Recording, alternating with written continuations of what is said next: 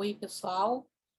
Vamos então aqui para o nosso resumo da aula sobre boas práticas em pesquisa e publicação científica, tá? Então, eu coloquei, como sempre, né, o material de apoio aqui, material que eu acho que tem mais interesse para a gente aqui nessa disciplina, no Moodle, e eu espero que vocês tenham visitado, né, pelo menos alguns desses sites antes, tá? Quem não viu ainda, né, eu encorajo fortemente aí que vocês deem uma explorada, porque na verdade tem muito material sobre esse assunto. E é objeto tanto da nossa disciplina quanto da minha disciplina anterior, que é de projetos de pesquisa, e de outros colegas também, que de repente eles vão focar, né, em alguns aspectos diferentes do nosso aqui. Como essa disciplina é sobre redação e publicação, então eu selecionei esses sites que eu acho que têm mais relevância agora para a gente aproveitar o conteúdo, tá? Então aqui tem um clipezinho, né, que é um trailer sobre o assunto. Eu também estava até aprendendo a trabalhar com isso no ano passado, quando começou toda essa situação de pandemia, tudo, e então foi um modo assim divertido também de passar o tempo. Mas eu acho que também são alguns dos aspectos principais que a gente quer chamar atenção no primeiro momento, tá bom? Aqui é o link das diretrizes éticas e de integridade em pesquisa da SBPQO. Então, a SBPQO, como vocês sabem, é a nossa Sociedade Brasileira de Pesquisa Odontológica, e a SBPQO, ela tem um comitê de ética em pesquisa. Não é um comitê que vai avaliar projetos de pesquisa como é o CEP das instituições de ensino de pesquisa. Tá? O CEP, né, o Comitê de Ética em Pesquisa da SBPQO, ele trabalha para a sociedade, dando apoio para a diretoria, para o conselho da SBPQO, nessas questões, né, de integridade e de ética em pesquisa, tanto no âmbito da reunião anual. Então, por exemplo, avaliando, né, alguns dos trabalhos que foram submetidos e que foram enviados para que a comissão científica analisasse algum aspecto que o avaliador sentiu que haveria necessidade de aprofundamento, né? A não existência, por exemplo, de uma aprovação ética, ou então a não disponibilidade no primeiro momento, dúvidas em relação a alguns temas. Então, isso tudo é direcionado para essa comissão de ética em pesquisa da SBPQO, né? E alguns problemas também que possam ocorrer durante o ano. Tá? E uma das funções, há um tempo atrás, né, ano passado, foi o desenvolvimento dessas diretrizes éticas e de integridade da SBPQO, que é baseada na IADR, né, então na International Association for Dental Research, e também nas regulamentações nacionais e internacionais, né, nacionais aqui do Brasil, principalmente a resolução 466, né, do Ministério ali da Saúde, que normatiza e regula os estudos com seres humanos, ou informações de seres humanos, ou partes de seres humanos, né? Bom, então eu recomendo que vocês leiam essas diretrizes. Não tem um detalhamento de cada situação, porque não é o objetivo, né? Mas ela aponta o norte, né? Do que seria boas práticas em pesquisa do ponto de vista da pesquisa odontológica no Brasil, certo? Aqui também a PUC tem um site dedicado ao assunto, né? Tem alguns conceitos, alguns documentos institucionais e outros que também são documentos ou que apontam para sites externos. Tá? Então, aqui vocês também vão encontrar os links no site lá da Pró-Reitoria de Pesquisa, pós-graduação da PUC, para os nossos comitês, né? Então, as comissões científicas também, como é que elas são constituídas, o comitê a comissão, né, de ética para os animais, então o CEUA, e também o nosso comitê de ética em pesquisa para humanos, tá? O CEP da PUC.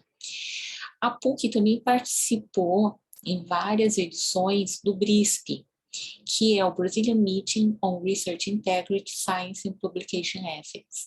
Então, é um grupo de acadêmicos, né, que teve origem lá na UFRJ, com a Sônia Vasconcelos, professora ali do programa de pós-graduação, né, em divulgação científica e bioquímica, lá no departamento de bioquímica. E a PUC vem participando desde o segundo BRISP, na organização dessas reuniões periódicas. Então, eu acho bem interessante para vocês conhecerem a evolução aqui do tema, né, de um modo, assim, bem interdisciplinar, então, envolvendo várias áreas do conhecimento, de forma também intersetorial, né? Então, envolvendo tanto universidades quanto parcerias também com outras entidades, com revistas, né? Ou então a Associação Brasileira dos Editores Científicos, a ABEC, agências de fomento, como FAPESP, FAPERJ, né? A FAPERGS também, quando a reunião foi feita aqui na PUC.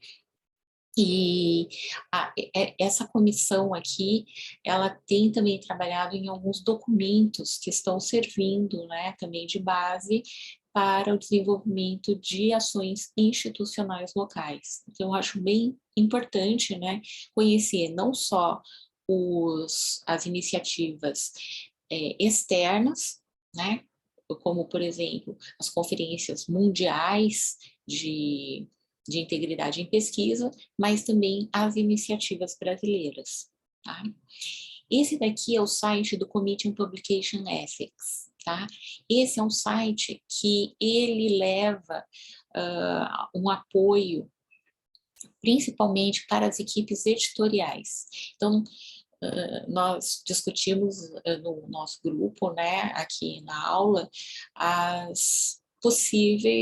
alguns dos possíveis problemas que podem acontecer, né, durante o processo todo editorial. Depois que um trabalho é publicado, por exemplo, o autor de correspondência pode solicitar para a revista que inclua o nome, por exemplo, de um outro autor, né? Ou então pode vir uma denúncia para a revista que um artigo que foi publicado lá foi plagiado. Então, todas essas questões, elas são bastante delicadas e, às vezes, as equipes editoriais, né, que trabalham na revista não sabem como resolver. Então, o COPE, ele é uma organização internacional que tem sede na Inglaterra, né, e que ajuda, tem por missão ajudar as equipes editoriais nesses problemas, né? Como proceder, qual seria o fluxo de trabalho ideal, né? O que fazer. Então, são várias recomendações, além de vários materiais também de educação, né, nessa área aqui, para dar um apoio para as equipes editoriais. Só que é bem interessante também para a gente, enquanto pesquisador e autor, né, e também revisor, porque é uma equipe expandida, né? Os revisores que são voluntários, que são professores e pesquisadores, em um outro momento eles vão ser autores, e em um outro momento eles podem estar realmente trabalhando dentro de uma equipe editorial, né, já na ponta, na parte mesmo de decisão, se um trabalho ele vai ser aprovado ou não e se vai ser publicado naquela revista, tá? E aí o COPE, ele facilita, né, esse entendimento do fluxo, como é que funciona toda essa dinâmica, o papel de cada um, né? E principalmente para a equipe editorial, qual seria, né, então, o fluxo de trabalho mais adequado dentro das boas práticas de publicação científica para resolver, ou então para lidar com alguns desses problemas, né? Que pode ser, então, de autoria, pode ser de plágio, pode ser de fraude também, né? E o que a revista deveria fazer, tá certo? Esse outro site aqui, nós visitamos também, e eu mostrei para vocês que é um dos sites que são mais utilizados, né, pelas revistas, nas normas, nas instruções aos autores, tá? Então, este é o site do International Committee of Medical Journal Editors, e aqui vocês vão encontrar várias recomendações aqui para as revistas também, né? Então, quando vocês selecionarem algumas revistas internacionais, né, ou de fator de impacto mais alto, vocês vão verificar que eles podem ter políticas próprias em relação a questões como autoria, como conflito de interesses e plágio. Muitas vezes eles fazem referência ao COPE, então ao Committee on Publication Ethics, e também a esse comitê aqui, né, o International Committee of Medical Journal Editors. Por quê? Porque é uma instituição aqui, uma organização muito antiga, né, já tem muitos anos que trabalha nessa área médica, biomédica, e aqui a gente se inclui também enquanto área de saúde, né, odontologia, e principalmente as revistas apontam para as recomendações do comitê em relação ao papel dos autores e contribuidores, e também, né, ao disclosure de conflitos de interesses ou potenciais conflitos de interesses, não apenas financeiros, mas também não financeiros, né? E isso daqui nós trabalhamos informalmente, né, dentro do nosso grupo de WhatsApp, porque eu fui mandando alguns materiais ali, né, um para cada por dia, ou então um pouquinho mais espaçado, que era para vocês justamente começarem a refletir sobre esses assuntos, né? Quem é um autor, né? Quais são os requisitos para que uma pessoa que possa ter participado ou na pior situação, não tenha participado, não tenha nenhuma participação no trabalho, mas que depois vai ser incluído como um autor e vai ter ali, né, o seu nome no paper, né, na base indexadora, vai estar ali dentro do PubMed, e aí vai poder colocar isso, por exemplo, no seu currículo Lattes, né? E quem são as pessoas que contribuem, mas que não se qualificam como autores? Então, isso gera muita dúvida, pessoal, e gera muita briga também, né? Briga, inclusive, após muito tempo, às vezes, que o trabalho foi publicado, tá? Então, isso é uma coisa que também, apesar dessas regras, né, ou dessas recomendações, melhor dizer aqui,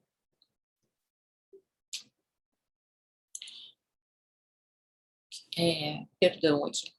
Então, dentro dessa linha aqui de recomendações de autoria, né, e de coautoria, de pessoas que são contribuintes para o trabalho, mas que não se qualificam dentro dos autores, a decisão é do grupo de pesquisa. Muitas vezes é dentro da instituição, é dentro do laboratório ou dentro do núcleo de pesquisa, é que vão ser estabelecidas as regras pertinentes àquelas pesquisas, aqueles projetos de pesquisas que estão sendo desenvolvidos.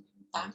Não existe, por exemplo, um modo de você considerar para todas as áreas do conhecimento, para todos os grupos de pesquisa, mesmo dentro de uma instituição, as mesmas regras, né? Você tem regras mínimas, né? E isso daí é uma coisa que já está sendo adotada de uma forma universal. Então, o mínimo de uma pessoa, né, que é da contribuição de uma pessoa para ser considerada autor, é que tenha feito algo de relevante para aquele trabalho, né? Se a pessoa não fez nada de relevante, se aquela pessoa não participou em nenhum momento, então ela não se qualifica como autor. Agora, em alguns grupos de pesquisa, algumas instituições, laboratórios, a questão de autoria, os requisitos para ser um autor, vai muito além, por exemplo, de uma contribuição menor ou então uma ajuda, né? E isso daí acaba sendo muito subjetivo. Então, para evitar conflitos, para evitar brigas, né, em relação a essa questão de autoria, é recomendável que o grupo que esteja desenvolvendo o trabalho já converse isso bem numa fase precoce, tá? E existem também, né, essas recomendações, não só do International Committee on Publication Ethics, algumas revistas também têm critérios próprios, existe até uma taxonomia, né, a proposta agora para os papéis de cada autor. Então, algumas revistas elas vão pedir para detalhar ou descrever, né, qual foi o papel, o que cada autor fez, e outras revistas têm até um checklist, tá?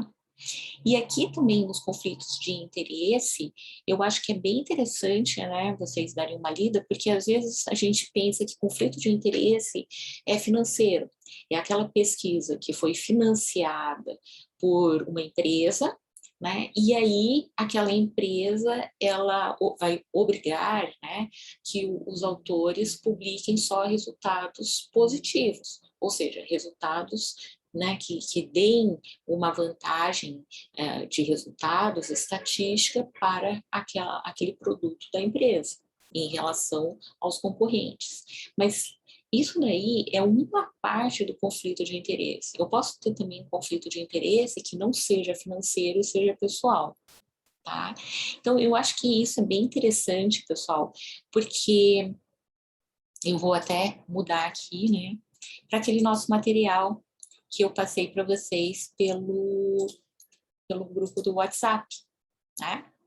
O primeiro deles foi esse daqui, o perigo de publicar em revistas predatórias, né? É muito interessante essa revista da FAPESP. A FAPESP é a Fundação de Amparo à Pesquisa do Estado de São Paulo, e eles têm uma revista, né? A revista online, ela é aberta, gratuita, e tem uma parte de boas práticas que tem muitos artigos interessantes, né? São artigos de divulgação. E, para quem nunca ouviu falar, né, do que são revistas predatórias, são revistas que elas não têm um critério de qualidade para aceitar e publicar os artigos, né? Então, o interesse, principalmente das revistas predatórias, é receber dinheiro dos autores para que eles publiquem um artigo numa revista. E muitas vezes essas revistas, elas cobram um valor menos, não tão alto quanto outras revistas, né, que cobram o Article Processing Charge, que são revistas realmente, né, mais sérias, ou então um fator de impacto bem mais alto. Mas essas revistas aqui, elas não estão interessadas em realmente divulgar ciência de qualidade. Tá? E aí, muitas vezes, vocês podem ter dúvidas, né, se aquela revista que está cobrando, ela é uma revista predatória ou não. Então, tem alguns sites, né, existem listas de periódicos que estão disponíveis na internet, e está aqui citado também nesse artigo da revista FAPESP, que vocês podem consultar. Tá?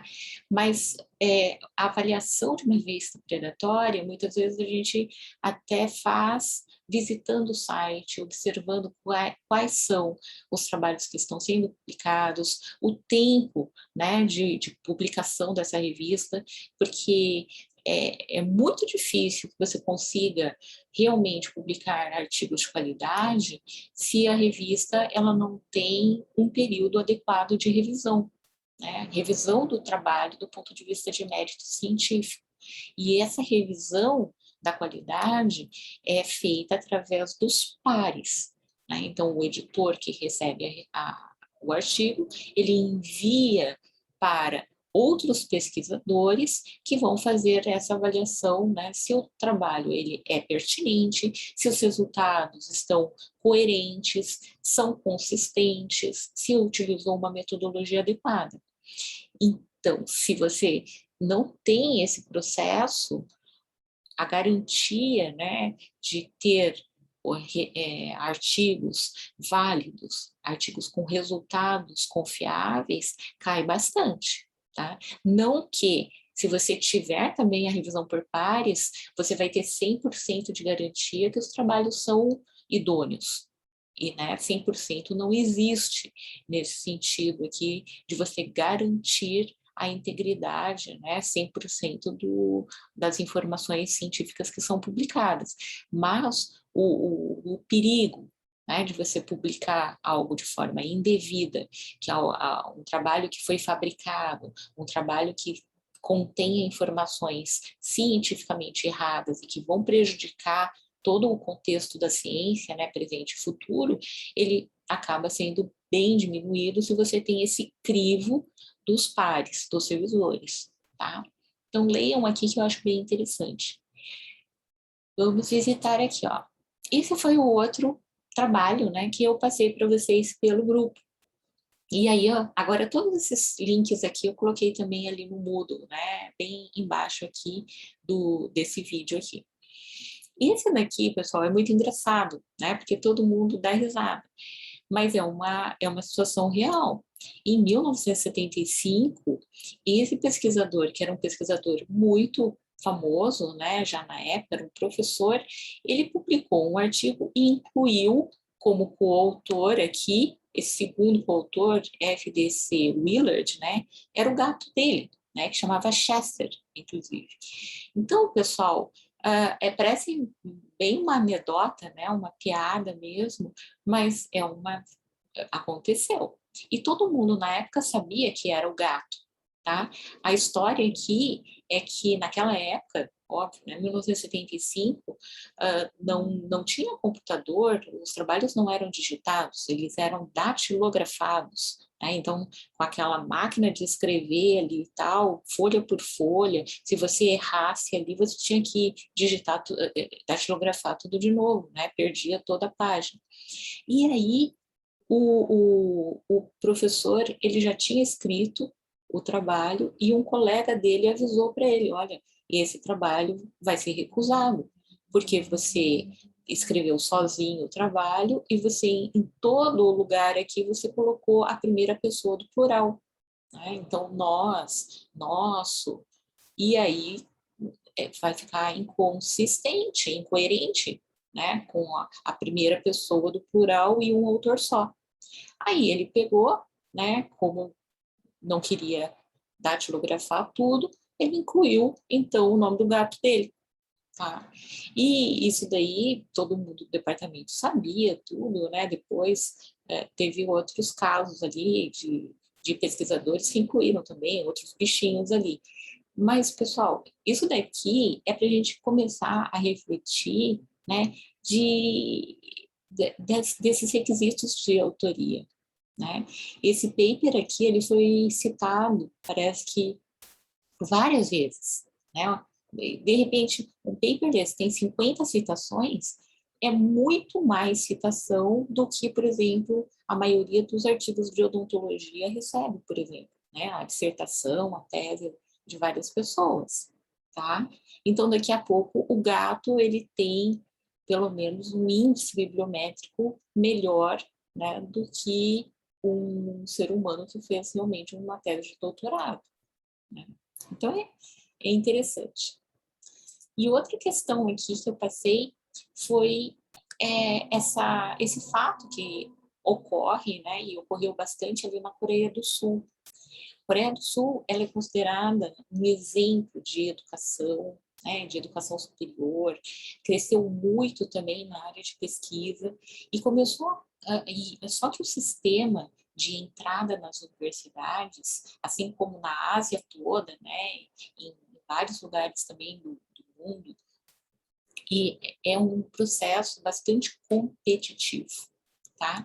E lá se se o adolescente, se o jovem tiver um bom currículo, tiver trabalhos já publicados, ele entra nas melhores universidades. Então, aqui o que aconteceu é que foi descoberto que vários filhos de professores, eles eram coautores de pesquisa dos seus pais, né? E, às vezes, eles tinham vários trabalhos publicados, vários artigos publicados, estando ali no ensino médio.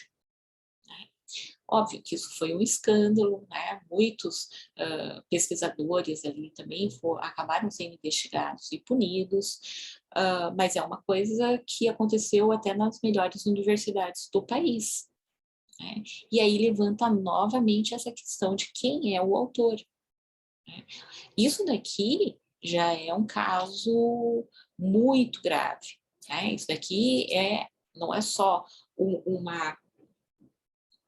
uma autoria indevida, sendo que o autor, ele realmente trabalha dentro da área.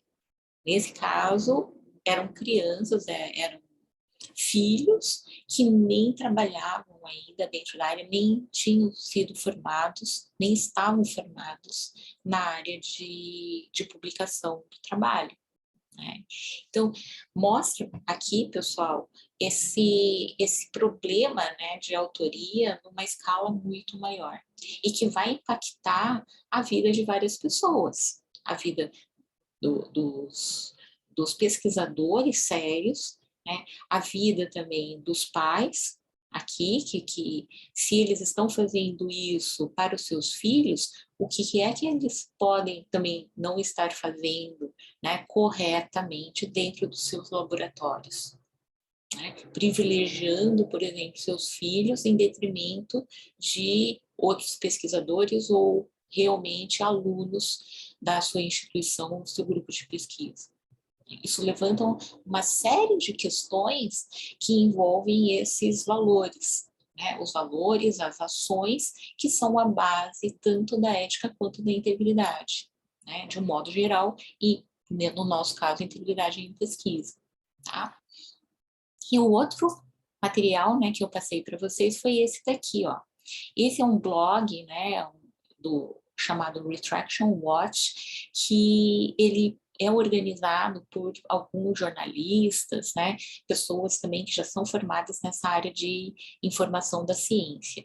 E aí eu coloquei aqui categoria, né, fiz uma busca só por odontologia, e vocês vão ver que tem vários casos aqui, né, de problemas ou de má conduta. Esse daqui é um dos campeões, é um professor catedrático, né, espanhol, e que teve 26 trabalhos, artigos retratados. Então, a retratação, ela é uma invalidação da publicação. Não é que o artigo ele vai sair da base de dados ou ele vai desaparecer da revista. Não, mas ele vai ficar marcado como retratado. E aí, a hora que as pessoas forem olhar que um artigo foi retratado, o objetivo da retratação, dessa marcação, né, da divulgação disso, inclusive nas bases de dados, nos sites da revista, é indicar que aquele trabalho não é mais válido. Os dados, a interpretação, as conclusões, elas não deveriam ser mais utilizadas porque não são confiáveis. E aí pode acontecer, né, por vários motivos.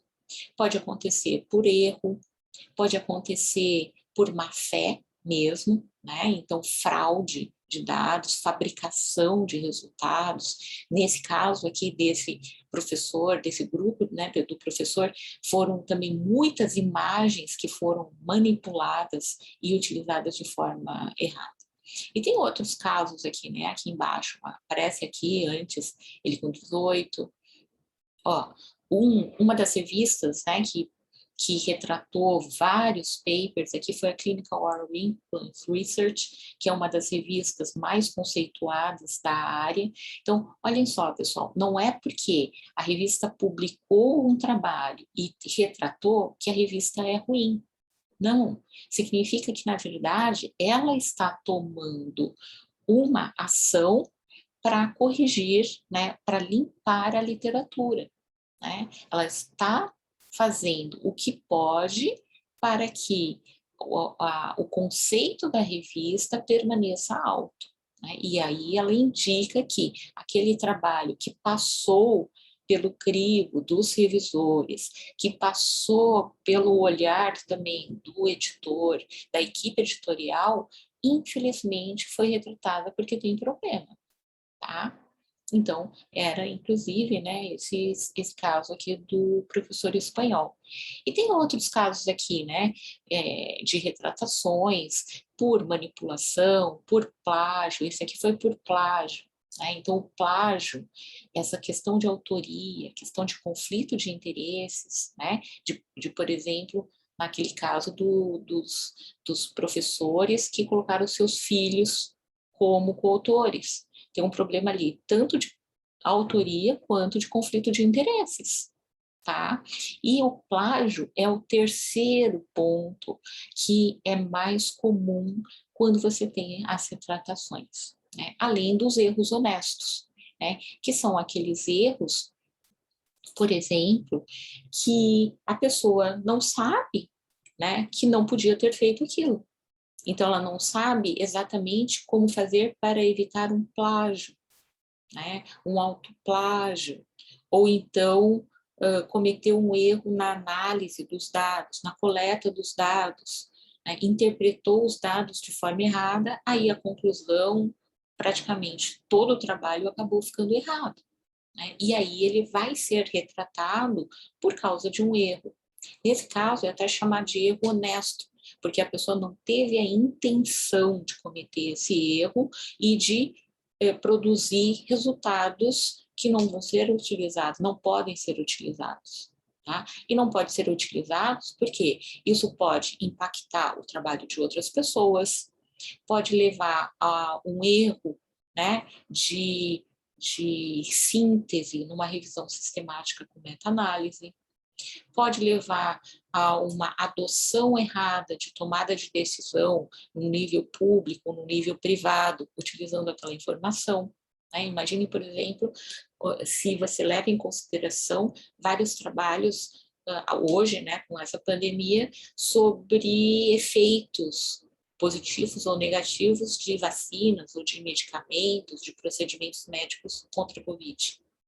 Tá? Então, se você utiliza dados errados, toda a sua tomada de decisão ela vai ficar comprometida. Então, esse é o objetivo da retratação, né? Ela não é uma ação punitiva em relação ao pesquisador, tá? Mas ela é uma ação para você ter essa confiança, né, tanto da comunidade científica, dos tomadores de decisão, da sociedade de uma forma geral, em relação à ciência e aos seus produtos, tá certo? Então, isso eu acho que é importante, tá bom? Bom, vamos voltar aqui, então, aqui o nosso Moodle, tá, pessoal? Aqui, Moodle. E aí, eu tenho aqui, ó, eu coloquei aqui para vocês, né, deixa eu tirar aqui desativar aqui, porque fica meio poluído aqui. Voltando aqui. Isso. Tá? Eu coloquei para vocês também esse vídeo, é um vídeo de 30 minutos de uma palestra que eu dei no ano passado, tá? No 64º Congresso Brasileiro de Cerâmica. E era justamente sobre um overview, né? Então, uma visão geral sobre a cultura de integridade acadêmica dentro das nossas instituições. E aí, dentro desse contexto, para a gente, a parte de ensino, de pesquisa, né, então, e de extensão, ela tem que ser permeada por essas boas práticas, né, evitar os problemas, a má conduta, o erro e valorizar essas boas práticas que são essenciais para que a gente realmente consiga trabalhar dentro dos nossos grupos, né, das nossas instituições, e que o fruto do nosso trabalho, que vai ser transferido para a sociedade, tenha, então, né, essa confiança por parte da população. Eu acho que isso daí é a mensagem principal, tá bom? Então, aqui, pessoal, eu coloquei, né, vou colocar o vídeo para vocês, o link de todo o material também que está no nosso grupo do WhatsApp, né, que nós comentamos aqui hoje, tá bom? E eu já deixei para vocês em aberto aqui esse material que é do Euraxis, que são webinários, tá? Então, principalmente esse aqui é sobre redação e publicação de um artigo científico. Tá? Foram pesquisadores brasileiros que fizeram esse webinário no ano passado sobre publicação de alto impacto, em revistas de alto impacto. Tá? Então, eu acho bem interessante. Depois a gente volta a conversar, e esse é o material para vocês aí nessa semana de feriado aí, né? Que também vai ter a SBPQO, tá bom? Então, até a próxima semana aí, né, daqui a 14 dias, quando a gente volta a falar de novo no outline de vocês. Então, preparem o material, né, do outline, aquele, toda a seleção do material, seleção da revista, as normas, para a gente poder, e se vocês, né, já puderem ter as 2 páginas ali de outline, fica bem mais fácil da gente trabalhar e pensar nessas questões de integridade dentro do outline de vocês, né? A primeira coisa ali é quem são os autores, né? E a ordem desses autores, e por que eles são autores, tá? Depois, ao longo do semestre aqui, a gente vai trabalhar especificamente nos workshops, né, de redação, aí a gente volta a falar um pouquinho mais sobre plágio, tá bom? E qualquer coisa aí, me acionem aí, tanto pelo nosso grupo, quanto também por e-mail, ou então aqui pelo Moodle. Bom, um abraço então e até mais, pessoal!